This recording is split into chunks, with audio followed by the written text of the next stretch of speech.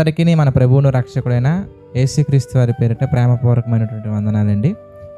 ప్రియులారా, మనలో కొంతమందికి కొన్ని విషయాలంటే భయం ఉంటుందండి. అఫ్కోర్స్ కొంతమందికి అన్ని విషయాలంటే భయం ఉంటుంది.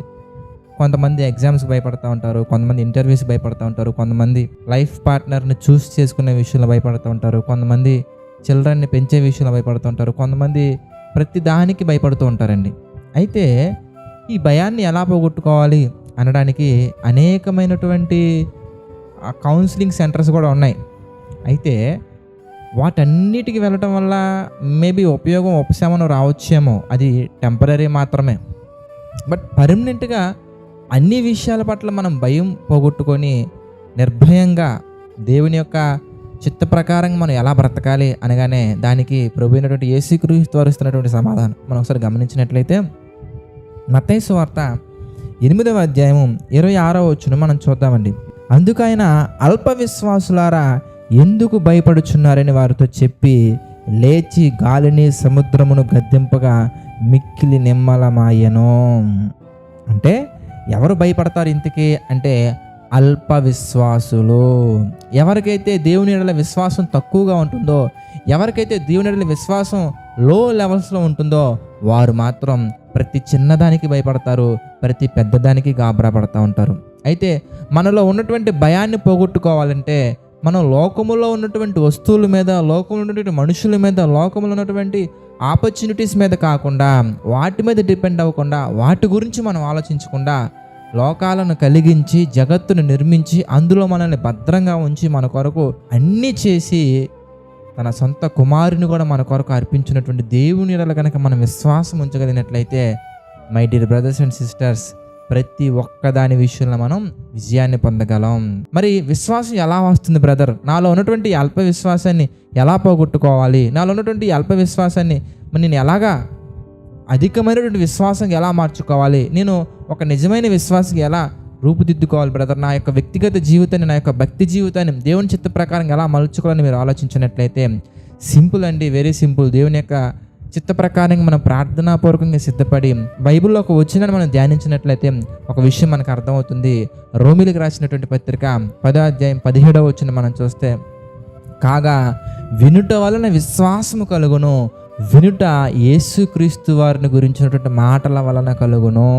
అంటే మనం వాక్యాన్ని వినే విషయంలో కనుక ముందుగా ఉండి అనేకమైనటువంటి దేవుని జ్ఞానానికి సంబంధించిన విషయాలు మనం వింటే కనుక మనలో విశ్వాసం అనేది బలపడుతుంది, మనలో విశ్వాసం అనేది అభివృద్ధి పొందుతుంది. మనం నిజమైనటువంటి విశ్వాసులుగా మారగలం, విశ్వాస వీరులుగా మనం మారగలం. అప్పుడు లోకాన్ని మనం జయించగలం, లోకాశలను మనం జయించగలం. లోకాశలను జయించినటువంటి మనం అప్పుడు ఎగ్జామ్స్ని జయించలేమా? My dear brothers and sisters, అప్పుడు ఒక జాబ్ని మనం జయించలేమా? ఏ విషయంలో మనం తక్కువగా మారుతాం చెప్పండి? ఎందుకంటే మన విశ్వాస విషయంలో గొప్పవారుగా ఉన్నాం కనుక. విశ్వాసమును బట్టి my dear brothers and sisters, ఎరుకో గోడలు కూలేను, విశ్వాసమును బట్టి ఎర్ర సముద్రము పాయలాయను, విశ్వాసమును బట్టి సూర్యుడు చంద్రుడు కూడా ఆగిపోయేంత గొప్ప విజయం మన యెహోషువ గారు పొందినట్టుగా మనం చూడొచ్చు. అలాంటి ఎన్నో గొప్ప విశ్వాస వీరుల త్యాగాలు మన హెబ్రీలకు రాసినటువంటి పత్రిక 11వ అధ్యాయాలు మనకి చాలా కనబడతాయండి. అయితే మనం ఏం చేయాలో తెలుసా? విశ్వాసంలో బలపడాలి. అలా బలపడాలంటే దేవుని యొక్క మాటలు మనం ఎక్కువగా వినాలి. మనం ఏం చేస్తామంటే జస్ట్ డైలీ డివోషన్ ఒక 10 నిమిషాలు వింటాం, లేదంటే కనుక ఒక సండే వర్షిప్ ఒక ప్రసంగం వింటాం, లేదంటే కనుక ఎప్పుడైనా మనం వినే విషయం కూడా ఎలా వింటా ఉంటానండి, మన పనులు మనం చేసుకుంటూ వింటూ ఉంటామండి. కొంతమంది సిస్టర్స్ ఉంటారండి, వంటగదిలో వంట చేసుకుంటూ ఉంటారు, ఆరాధన టీవీ కానీ శుభవార్త ఛానల్ కానీ ఇవన్నీ పెట్టుకొని ఫుల్ సౌండ్ పెట్టుకొని ఇక వాళ్ళ పనులు వాళ్ళు చేసుకుంటూ ఉంటారు. వాళ్ళ శ్రద్ధ అంతా కూడా మరి వంట మీద ఉంటే మరి దేవుని యొక్క మాటల మీద ఎప్పుడు ఉంటుందండి?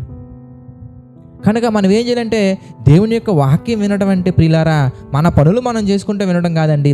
శ్రద్ధగా మనం కూర్చొని ఒక్కొక్క విషయాన్ని మనం ఆలోచించుకుంటూ మనం వింటూ వెళ్ళాలి. అప్పుడు మనలో విశ్వాసం అనేది బలపడుతుంది, మన విశ్వాస విషయంలో గొప్పవారుగా ఉంటాము. అప్పుడు దేనికి మనం భయపడకుండా ప్రతి విషయంలో మనం విజయాన్ని పొందుకోవచ్చు. కనుక నేటి నుంచి ప్రతి ఒక్కరు అలా ప్రయత్నించి దేవుని యొక్క చిత్త ప్రకారంగా అనేకమైన విషయాల్లో దేవుని కృపను బట్టి విజయం పొందుకుంటారని ఆశిస్తున్నా. ఈ మాటలు ముగిస్తున్నాను, ప్రార్థన చేసుకుందామండి. ప్రేమగల తండ్రి, దయగల దేవ, అనేకమైన విషయాలు మాకు తెలియజేసి మీ చిత్త ప్రకారం నడిపిస్తూ మమ్మల్ని ప్రోత్సహిస్తున్నందుకు కృతజ్ఞతాస్తుతులు చెల్లించుకుంటున్నాం తండ్రి. ఈ డైలీ డివోషన్ మేకింగ్లో మా తండ్రి సహకారంలో నిలబడుతున్న ప్రతి ఒక్కరిని మీరు జ్ఞాపకం చేసుకోండి తండ్రి. ఈ జేసీ టెంపుల్ పరిచర్యకు మా తండ్రి ఆర్థికంగా మా తండ్రి సహకారం నిలబడుతున్న ప్రతి ఒక్కరిని మీరు పేరు పేరున జ్ఞాపకం చేసుకుని దీవించిన తండ్రి. ప్రార్థన ద్వారా కూడా మా తండ్రి సహకారం నిలబడుతున్నటువంటి వారిని మీరు జ్ఞాపకం చేసుకుంటూ దీవించిన తండ్రి. ఆర్థిక ఆరోగ్య మానసిక సమస్యల ప్రభావ కృంగినటువంటి వారిని ప్రతి ఒక్కరిని మీరు దీవించండి, ఆశీర్వదించండి, బలపరచండి తండ్రి.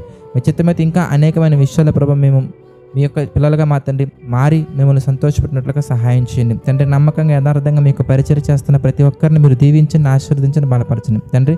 సమస్త మహిమ ఘనత ప్రభావాలు మీకే చెల్లించుకుంటూ ప్రతి ఒక్కటి మీ చిత్త ప్రకారంగా మా అందరి జీవితంలో జరిగించమని వేడుకుంటూ మా ప్రభువును రక్షకుడైన యేసుక్రీస్తు వారి పేరిట ప్రార్థన అడిగి వేడుకొనిచున్నాము తండ్రి. ఆమెన్. అందరికీ వందనాలండి. God bless you all.